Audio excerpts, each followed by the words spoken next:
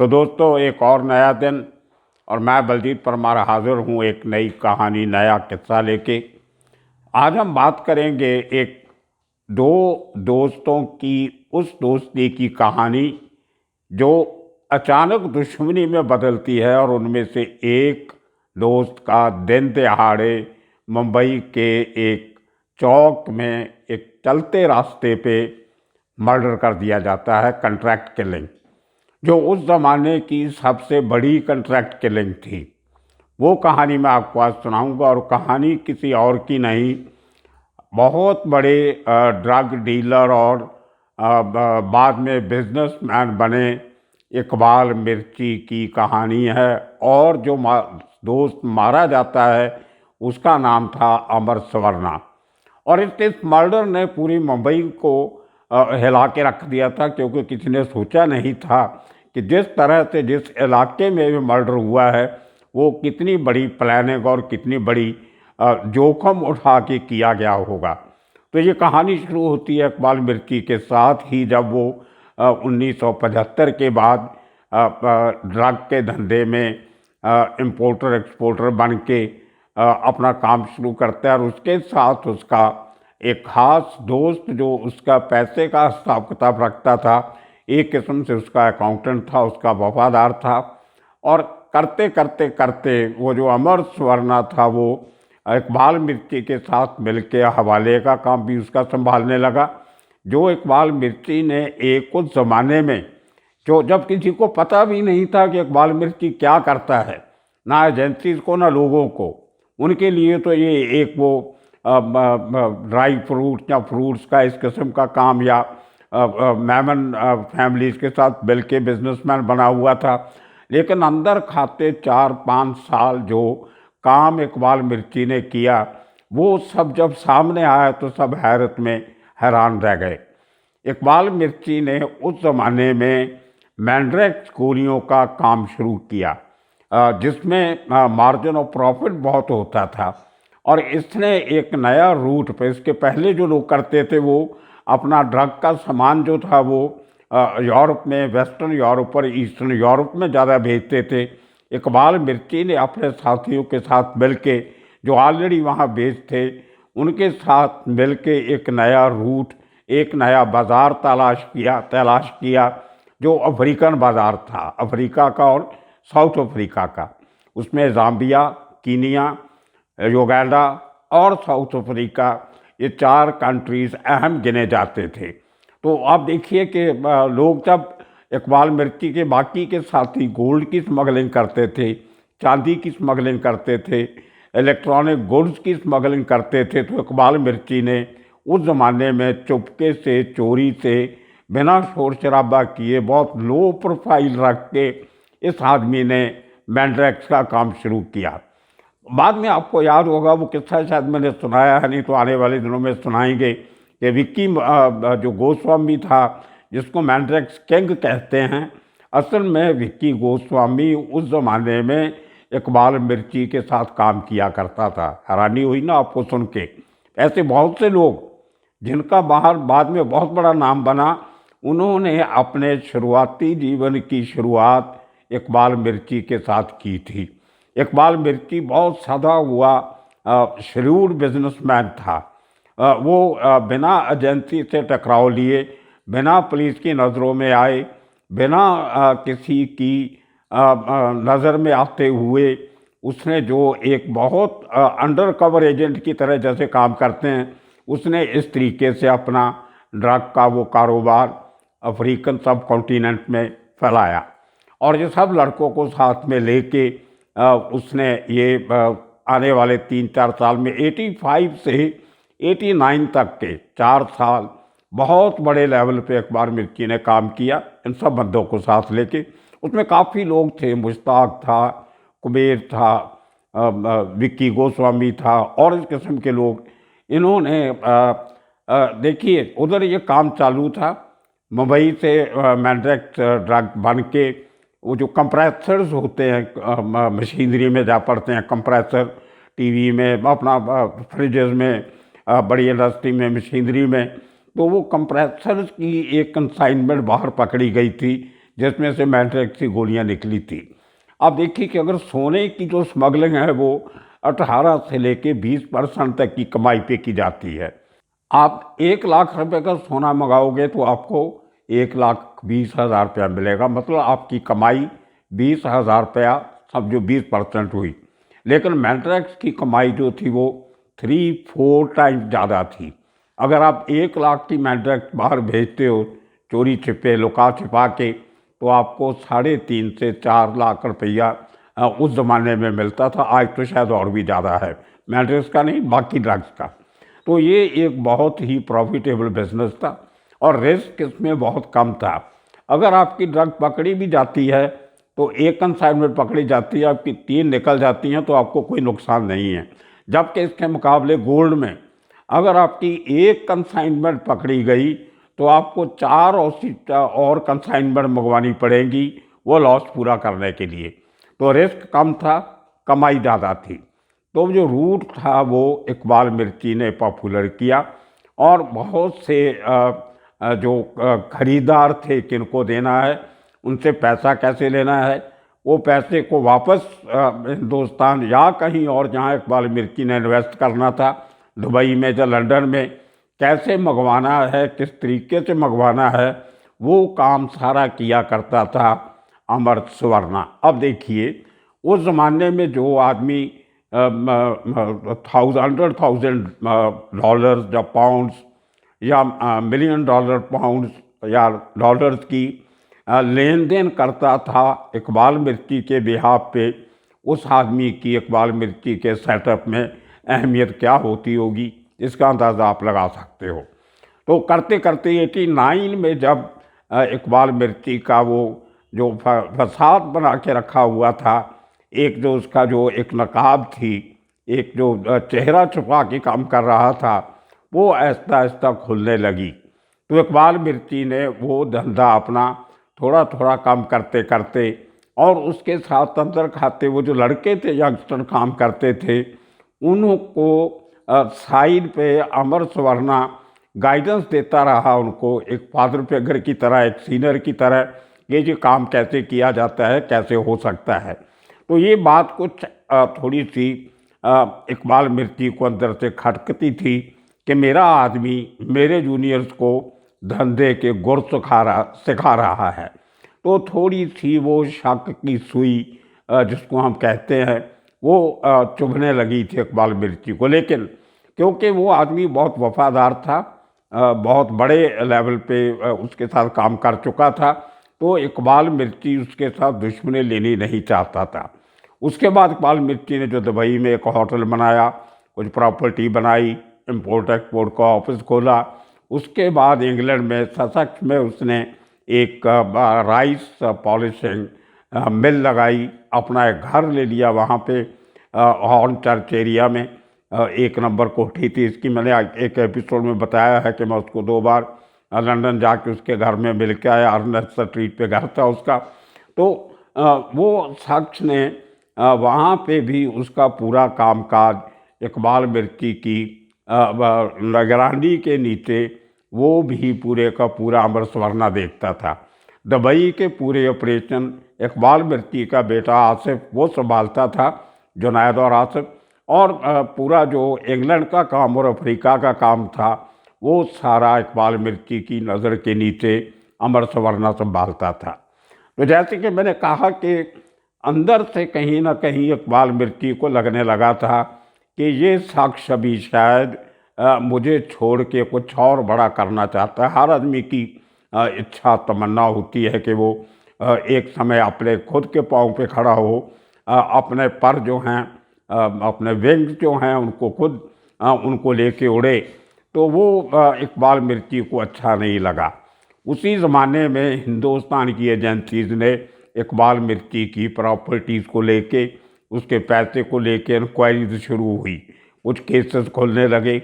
उसमें कहीं ना कहीं कुछ लोगों की बातचीत जो अमर सुवर्णा से होती थी वो एक बेस बन गई कि जो सबूत इकबाल मिर्ची के अगेंस्ट इकट्ठे किए जा रहे थे उनमें कहीं ना कहीं जानकारी अमर सुवर्णा के थ्रू भी बाहर निकली थी। तो इनका आपस में 2 दोस्तों का इंग्लैंड में झगड़ा होता है। उस झगड़े में इकबाल मिर्ची अमर स्वर्णा का पासपोर्ट छीन के अपने पास रख लेता है। अब इकबाल मिर्ची कुछ भी हो, he was not a harden criminal. वो कोई मर्डर करवाने वाला, मर्डर करने वाला, चोरी चकारी, इस किस्म का काम तब तक उसने नहीं किया था। वो उसको हर काम वो अपनी लिमिट में रह के एक बड़े जैसे अड़ोसी पड़ोसी उसको लंदन में सब एक बड़े शरीफ आदमी की तरह जानते थे। तो वो शराफत का उसका जो एक कैरेक्टर था, उसके चेहरे पे जो एक शराफत थी, मासूमियत थी, वो किसी को लगता ही नहीं था कि ये आदमी कोई क्रिमिनल या क्रिमिनल एक्टिविटी कर सकता है। तो पासपोर्ट रखने के बाद इनकी दोस्ती में और खटास बढ़ी और काफ़ी प्लीडिंग के बाद दोस्त बीच में पड़े। इकबाल मिर्ची ने पासपोर्ट वापस नहीं दिया तो अमर स्वर्णा ने इंग्लैंड में, लंदन में पुलिस के साथ पास इसकी कंप्लेंट की। उसके बाद, और ये इंग्लैंड में बहुत बड़ा क्राइम समझा जाता है, आप किसी का पासपोर्ट लेके रख लो, तो वो वकीलों के बीच में पड़ने के बाद इकबाल मिर्ची को अमर स्वर्णा का पासपोर्ट वापस देना पड़ा। अब साथ में रहने का कोई मौजू बचा नहीं था, अभी आगे काम करने का कोई मतलब ही नहीं था इतनी बड़ी घटना होने के बाद। तो अमर स्वर्णा सब छोड़ छड़ा के लंदन से फ्लाइट पकड़ के बॉम्बे वापस आ जाता है।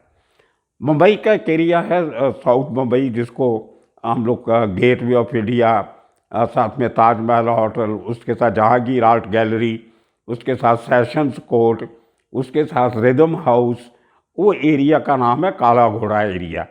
बहुत फेमस जगह है वहाँ पे काला घोड़ा। एक आर्ट फेस्टिवल भी लगता है बहुत बड़ा हर साल, तो काफ़ी फेमस जगह है, टूरिस्ट स्पॉट भी है और बहुत बड़े बड़े बिजनेस हाउसेस वहाँ पे हैं।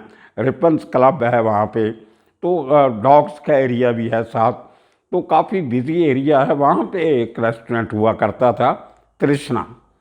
तृष्णा के नज़दीक ही एक दूसरा रेस्टोरेंट था, खैबर। खैबर जो था वो बहल चलाया करते थे, जो पंजाबी थे, एमएलसी भी रहे हैं, एमएलए भी रहे हैं। और तृष्णा जो है वो एक कन्नड़ कर्नाटका के आदमी का था, मैं नाम भूल गया उसका भी।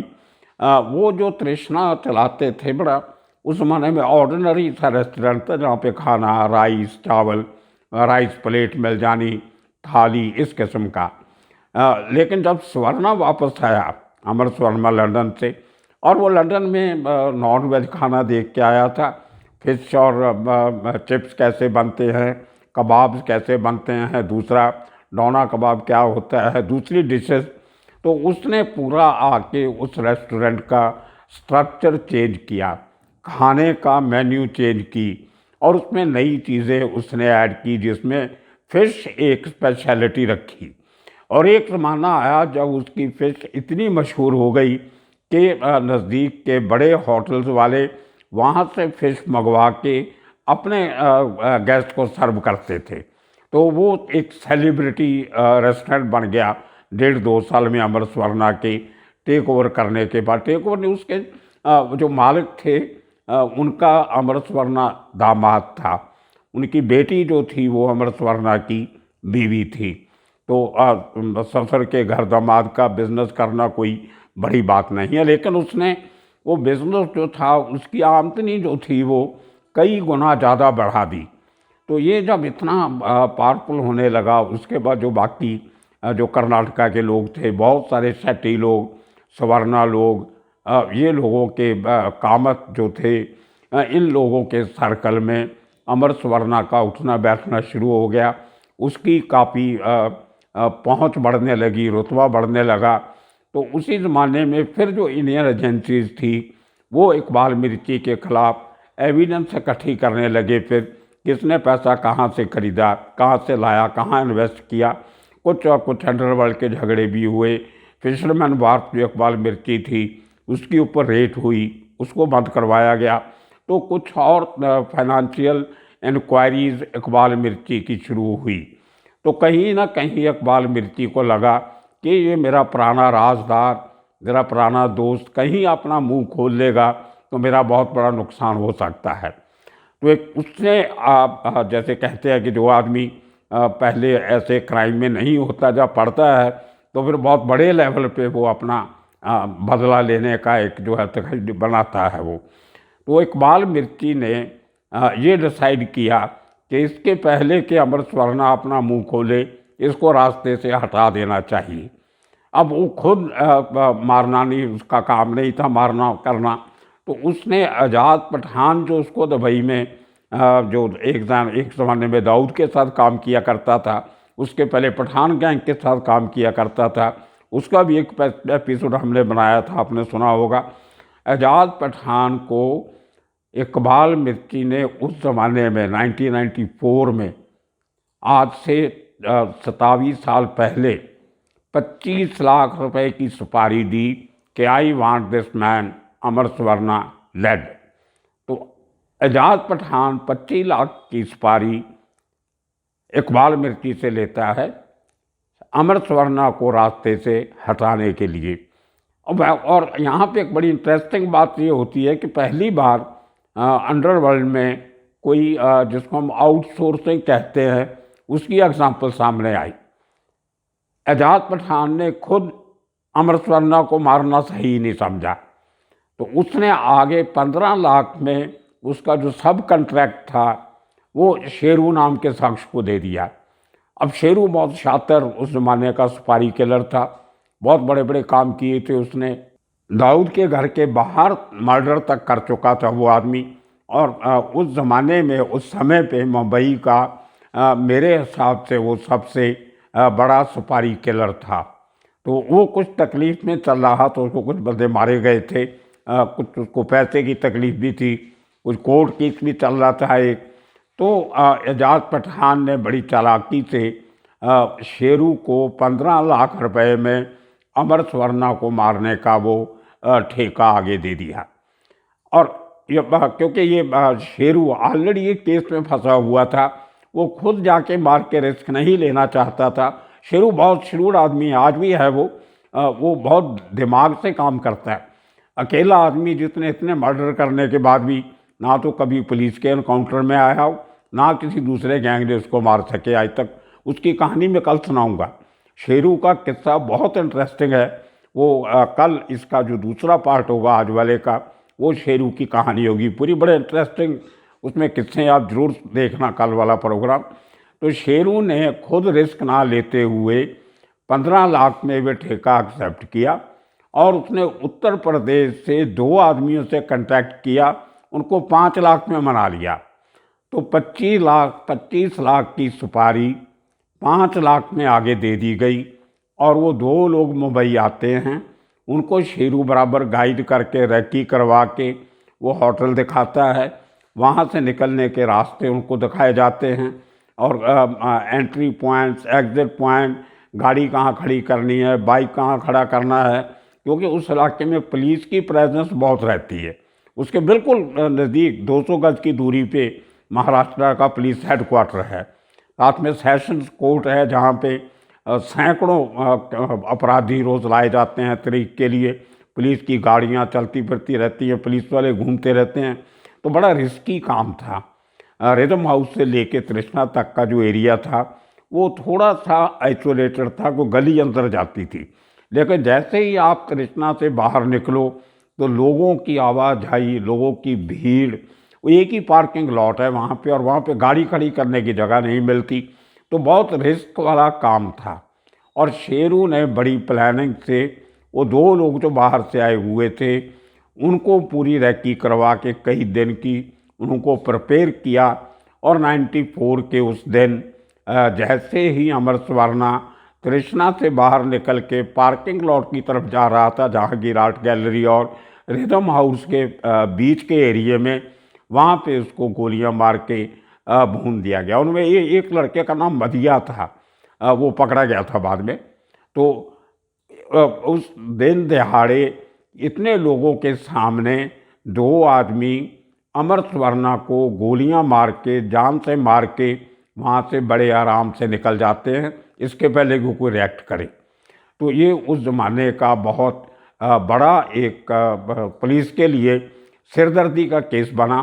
और बहुत फटकार पुलिस को बड़े लोगों से मिली कि इस इलाके में इस किस्म से मर्डर होना दहशत वाली बात है, पुलिस क्या कर रही है, इनको नकेल देना चाहिए। देखिए जैसे मैं आपको पहले बताया, शेरू इतना शातिर था, उसको मालूम था कि मैं ये काम खुद करूँगा, मैं मुंबई का रहने वाला हूँ, मेरा पुराना रिकॉर्ड है, पकड़ा जाऊँगा तो बहुत बुरी हालत होगी, इसलिए उसने आगे सब कॉन्ट्रैक्ट दिया। और वो लोग बड़ी देर के बाद पकड़ा गया उनमें से आदमी। और उसी जगह पे थोड़े अरसे के बाद एक पुलिस के बहुत बड़े खबरी का मर्डर भी हुआ, अमजद का। वो रास्ता दिखा दिया था शेरू ने, कैसे मारना है, वो किस्सा भी आपको कभी सुनाऊंगा। तो शेरू ने 5 लाख जो एजाज पठान ने शेरू को एडवांस दिया था 15 लाख में से, वो शेरू ने मदिया और उसके साथी को दे दिया। अब काम हो गया, शेरू एजाज पठान से बाकी का 10 लाख मांगने लगा। वो एजाज पठान ने देने से मना कर दिया कि मेरे पास आगे से पैसा नहीं आया। अब ये तो मैं मान नहीं सकता, मैं इकबाल मिर्ची को जानता हूँ, बहुत मिला था उसको, बॉम्बे में काफ़ी बार मिला हूँ। ये नहीं मैं मान सकता कि इकबाल मिर्ची ने अगर 25 लाख प्रॉमिस किया था तो एजाज पठान को नहीं दिया होगा, और उसने ज़रूर दिया होगा। एजाज पठान की नीयत ख़राब हो गई होगी, उसने इसको आगे कम दिया, जो कम देना था वो भी नहीं दिया 10 लाख उसमें से। तो उसमें शेरू की और एजाज पठान की काफ़ी खटकी। लेकिन कहते हैं कि अंडरवर्ल्ड में दोस्ती भी ज़्यादा देर नहीं चलती, दुश्मनी भी ज़्यादा देर नहीं चलती। आज से कोई 1.5 साल पहले ये कोरोना के जब शुरू हुआ था तो मुंबई में एक शादी थी। वो शादी किसी और की नहीं, एजाज पठान के साले की बेटे की शादी थी। मतलब एजाज पठान की बीवी के भाई के बेटे की शादी। और वो शादी भी हुई किससे, मैं अपने बहुत सारे एपिसोड में पठान गैंग के साथ, करीम लाला के साथ, एक उनके बहुत वफादार पुराने मित्र हुआ करते थे उनके, बहादुर खान साहब, उनका मैं बहुत बार जिक्र कर चुका हूँ। तो बहादुर खान के भाई की बेटी के साथ एजाज पठान के साले के बेटे की शादी होती है। और उस शादी में बहुत सालों के बाद लोगों ने शेरू को देखा। वो शेरू जो एक ज़माने में हुलिया बदलने में उस्ताद हुआ करता था, कोई उसको पहचानता नहीं था। इतने मर्डर किए उस आदमी ने, उसने एक्सटॉर्शन किया, इतने लोगों को उसने अपने चुंगल में लिया। और वो शख्स उस शादी में पूरा मौलाना की तरह बना हुआ घूम रहा था, लंबी दाढ़ी रखी हुई, सिर पे गोल टोपी, कुर्ता पैजामा, मतलब बिल्कुल एक रिलीजियस आदमी की यूनिफॉर्म। और कोई उसका पुराना वो गाली गलोच वाला तरीका नहीं था। और बहुत जैसे जिसको कहते हैं कि अभी सब छोड़ छड़ा के वो संत महात्मा बन गया, मौलाना बन गया, तो इस किस्म का उसने अपना हुलिया बदला हुआ है। और बहुत लंबी जेल काट के केस ख़त्म होने के वापस आए, वो कहानी मैं कल सुनाऊंगा। आज तक के लिए इतना ही काफ़ी। देखते रहिए बलजीत परमार फॉर यू, और आने वाले दिनों में और किस्से कहानी लेके फिर हाजिर होंगे।